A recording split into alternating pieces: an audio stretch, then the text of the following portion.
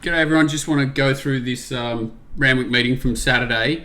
Obviously the track was pretty biased. I don't know exactly why. I'm saying that the testing surface was as much to do with the pattern as anything, and saving ground and having a conservative running transit was important just to conserve energy literally, so that you could make some sort of run. Coming from back and wide was certainly difficult. A few things to weigh up, and not so many of these horses probably progressed forward out of this meeting, but it's still worth looking at, and I'll do my best to try and find a few different angles. Anyway, so first race of the day was the Highway, Class 3 over 1,200 metres. First favourite sparring. There's the light. Stand by for a certainly dominated by the on paces here.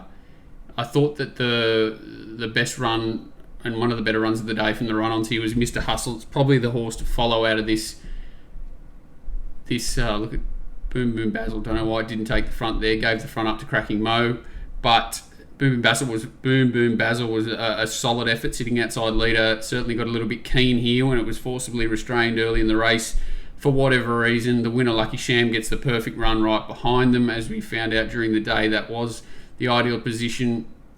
Mr. Hustle's back here in the middle. Gets a little bit keen itself. Markle Dreamer wasn't too bad late, but I thought the two runs of the race here were Boom Boom Basil, who was resuming off 200 days on this testing surface, and Mr. Hustle, who is forced wide, quite significantly wide compared to those up front, and has to sustain a run. I think he can pick up a similar race in the near future, and so can Boom Boom Basil. Cracking Mo wasn't too bad, but had a fitness advantage, and Lucky Sham certainly had the right run. As you say, Mr. Hustle sort of just kept coming, but that gluey surface pulled him up from being super strong through the line. I didn't mind the run of Whatever I Say as well. Coming just back in here, I didn't mind the way it got to the line late. Michael Dreamer ran on from back, but sort of peaked a little bit late while Whatever I Say kept trying. So I think this form's okay for similar events, especially in the off season. So I think these horses certainly are to be taken note of, because they can find the right race. But as is the case in a lot of highways, similar to the Midway we'll see next, just the way the races run is so important, because there's not a lot between these horses. Race 2.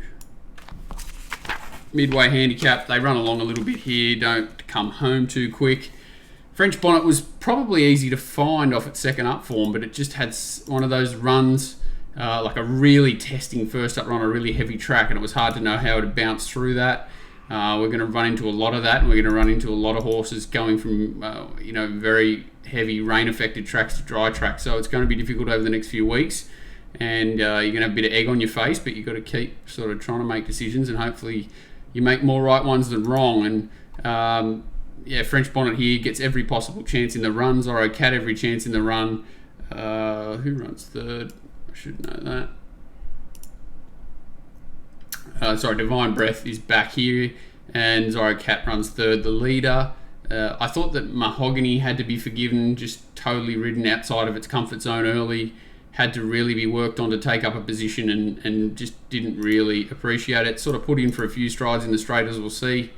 And the other horse that was just completely taken out of the race is contributing factor, that just wasn't allowed to get into it at any stage, and is a complete forgive as well. I think both of those horses are going well enough to measure up in this sort of grade. And as you sort of saw, 1, 2, 3, the Harold Park effect here. 1, 2, 3 back the fence. A good ride on Divine Breath. Looked the winner there for a few strides. Mahogany sort of puts in up until this point and then peaks. Divine Breath gets past it, and a strong effort really from French Bonnet, because it was there to be beaten, and certainly did kick in second up off a hard run first up. Zorro Cat probably just needs to go back in distance. I think it's going well enough to pick up a race like this. As you can see, the further they went, the further they got in front, but no real excuses apart from a little bit of a solid tempo for Zorro Cat. Had that pattern in its favour, but just a little bit too far for it, I think. 1 and 2, both very similar on pace, one pace types that are strong, so the conditions suited, and as we sort of alluded to there, Mahogany and contributing factor, just forgive-ish runs. Savvy Legend put in a nice little sprint from the 8 to the 4-2, so keep an eye on it. Verona wins the Packer Plate here. How do I get this race up? By clicking on that button. Yeah, so I think what happened here, trying to dissect this race, they go really fast. A couple of the Bjorn Baker runners, bit of a lawnmower run, I would say, right at the end of their preparation coming out of the Derby. Morris's me dad tried really hard. War Eternal had to work a little bit harder, get outside the leader, and with the blinkers first time, just really knocks up late, and I saw they're going to spell. I thought this ride was horrendous on Lukey Luke. I'm going to drop it back to just terrible because they are going so fast here. He would have been kamikazing to go forward anymore. So I can't say it's all the rider's fault, just a little bit more urgency early. But again, they've gone really quick, sort of 10 above to the 800, 8.5 above for the grade to the 600 and come home extraordinarily slow. So you've got decisions to make. Verona's obviously in the ideal position as the day ran on, sort of 3 back the fence, gets a nice run through, wins quite solidly. We'll see that.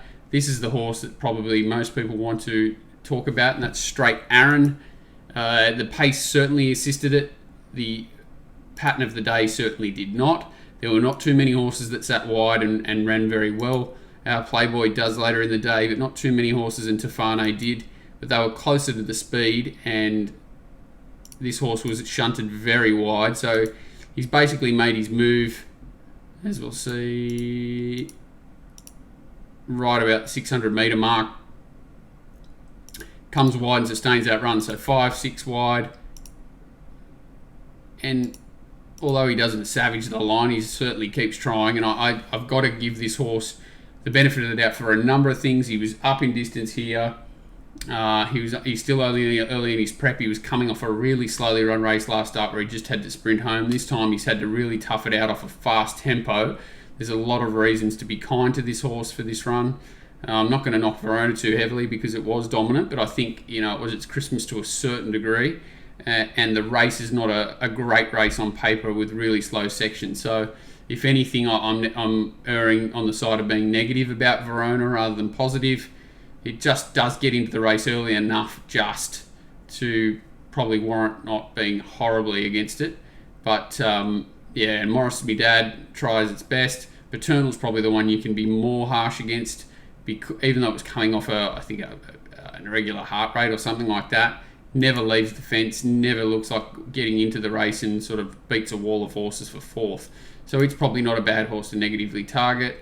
Arna Kerr comes down the outside, don't really want to be too harsh against it. And the rest, I think most of them have seen enough this preparation. I would be surprised if too many of them are heading to Brisbane. And really the only horse you probably want to follow with any sort of confidence, if you are happy to forgive him, is Straight Aaron, which I am. Race 4 Champagne Stakes. Again, don't want to sound too critical, but I thought Abdullah completely erred in judgment last time by taking this horse back. Fireburn and setting it such a task. Obviously, she was dominant again there, and he got done for the salute or whatever you want to call it as they crossed the line. He jumps well enough here to give the horse a dig. Obviously, the outside gate helps a horse like Fireburn, but if I was Brenton, I would have been trying to find the front and then allowing She's Extreme to either take me on and take the front off me and have the sit on her, or sit outside me and try and beat me on my merits. Easy to say that now, easy to see that from a living room. I just thought he might have learnt to just be a little bit closer off last start, and maybe because he overcame it last start, he just had that little false sense of security. And there's no doubt that this race, She's Extreme gets even further control, a lot more control than she got last start, and is ridden ideally, just takes off at the perfect moment to make Fireburn have to sustain an extremely long run on an extremely testing surface.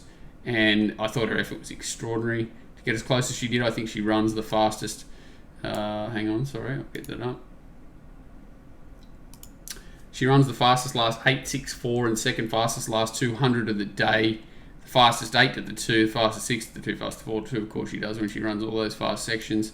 So she's done a great job. The winner's done a good job. Second fastest last 2.6, third fastest last 4.2 of the day.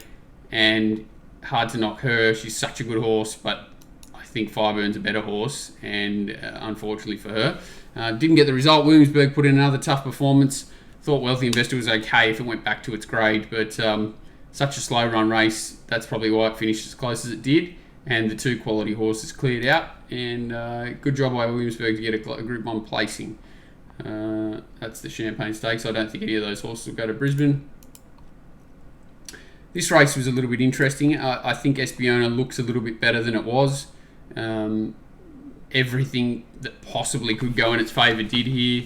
There's a really solid tempo up front. A solid enough tempo up front. And they don't really rip home. She does run the fastest last 200 of the day, I believe. Sorry. Let me just check that. She finds the fastest last 200 of the day, whether that's equal or not, but she's puts in a good sprint, no doubt, and that's her absolute forte. What I'm going to say here is that it's not much of a race, and not off a really slow tempo or anything like that. They do slow down here from the 8 to the 6, which really allows Espiona to get into the race cheaply. I'm saying Capistel is basically cooked for the prep. Gay's horse pulls up with an issue. It's a Lady Luck, slow to recover.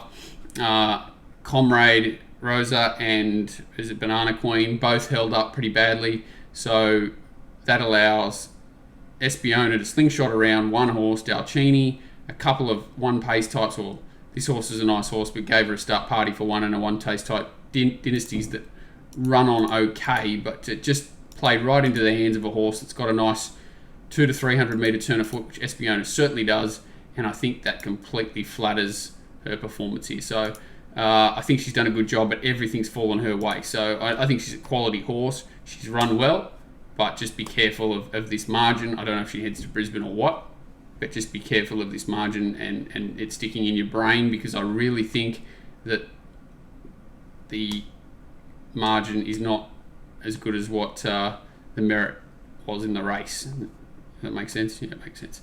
Sorry, I'm pretty tight.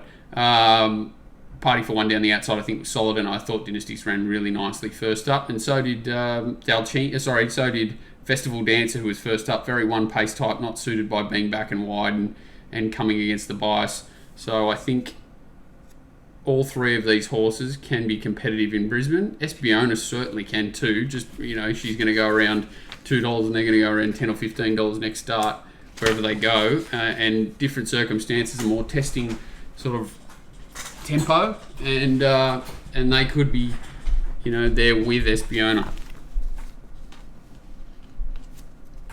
Interesting. Race 7, JRA Plate. Not much to talk about here, really. Just a horse that was just completely... Sorry, hang on, we'll get the other race first, Kementari. One of the weirder rides I've ever seen. Obviously, Nash thought the fence was extremely advantageous here. I don't think it was. I think in the straight, which I didn't talk about earlier, you could be 4, 5, 6 off. It was more about saving ground in the run, and then in the straight, sort of the 1 lane to the 5, 6 lane was pretty even. And for whatever reason, Nash decides to not come around the heels of Count to Ruby here and persevere for a run that wasn't really there. I'm happy that no one got hurt. I think Nash should have got longer, but that's just my personal opinion. He was very dangerous in what he did. Could have certainly easily caused a fall, and luckily that didn't happen. And the most worthy horse certainly won the race. So, the result was correct, and I just don't know why he didn't come around the heels of the leader. Very good ride from the rider on Gemsong to follow it through. Thought it went as well as it could. Cantarupi went as well as he can, had the soft run, and the horse that was probably off his game considering the betting and things he had in his favour here in Big Parade. You can see he's just tying right up late, very tired. Did set a solid tempo in front, but they do pull up to a walk late. Oh, it does, and the final sections in the race are nothing to talk about. So Kementari had to overcome that little bit of a bias, but stuck to the fence as we saw and got tempo to suit. Solid enough win. Don't want to knock it, don't want to knock Count to Ruby, don't want to knock Big Parade too much. Just had an off day, which that horse can certainly have when he gets worked up. He's not the same horse. You could see out of the gates he didn't have his normal electric gate speed, and that is always a worry with horses like him. If they can't find the front cheaply under their own steam, you know they're going to struggle to find under pressure at the end of the race, because that's not really his cup of tea. He likes to have it soft and sprint, and battling it out is not his thing. Kemetari can go up north and certainly feature, and so can Count de Rupee in a similar sort of race, and so can Big Parade, so can Gem Song. I think these horses are all Brisbane Carnival possibilities. Polly Gray straight to the front here, race just about over, just loves these conditions, revels in them, revels on a solid tempo which it's set and just kept running. Ice Bath once again munched the money of the punters. Very strange horse that keeps coming up very short, very honest, doesn't run 2,000 metres strongly by the look of this. Had the pattern against somewhat, but still only a little bit plain for me. Umirian has every possible chance behind the leader. No knock on its effort, really. It ran to it as well as it can, and Moroni pulled up 1 out of 5 lame. It was the disappointing runner in the field, off the bit nice and early, and just didn't finish off. Not much more to say about this race. I think it's all pretty obvious. I'm not sure whether Polly Gray heads to Brisbane or has a break. I would assume that Ice Bath either has a break or drops back in distance, and Umirian can pick up something similar. I think this is good form. I think this horse had everything to suit it and was very dominant, and there's no fluke about this win whatsoever. Not much more to talk about there. All age stakes, they go really quick here. Not much merit in the late section. This is a pretty solid overall time. Right up the alley of Cascadian. Loves to have that suck run back on the inside. Perfect ride, as you see. He's got absolutely no speed. That's him.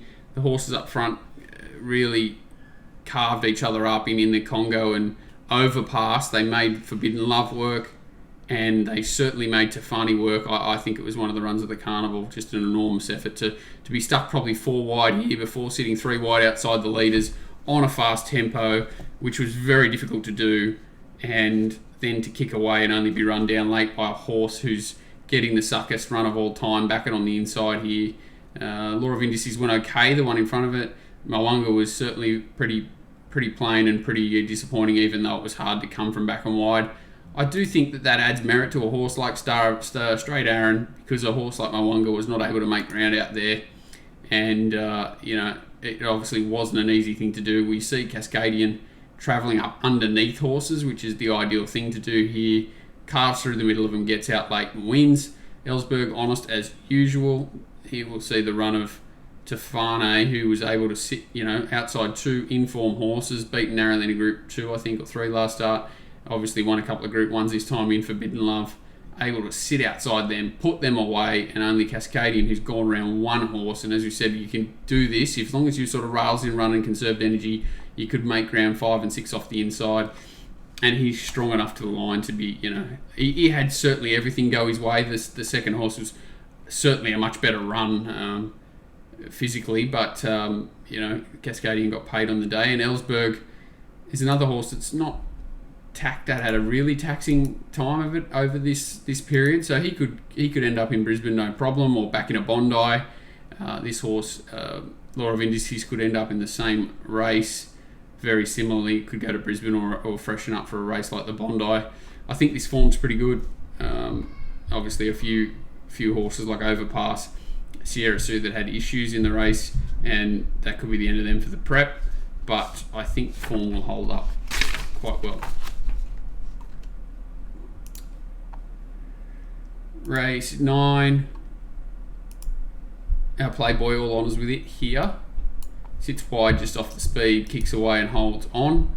I thought the runs of Hueta and Cliff's Art were both very good here.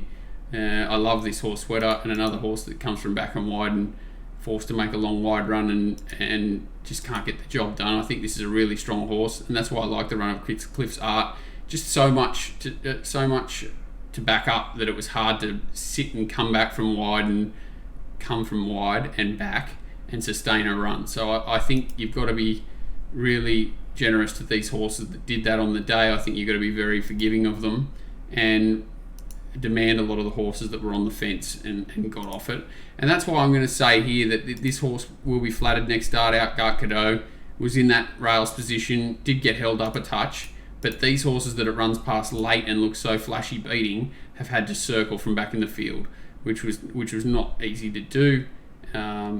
What else do we say here? We say Frontman was an enormous run. I'll highlight it in a minute.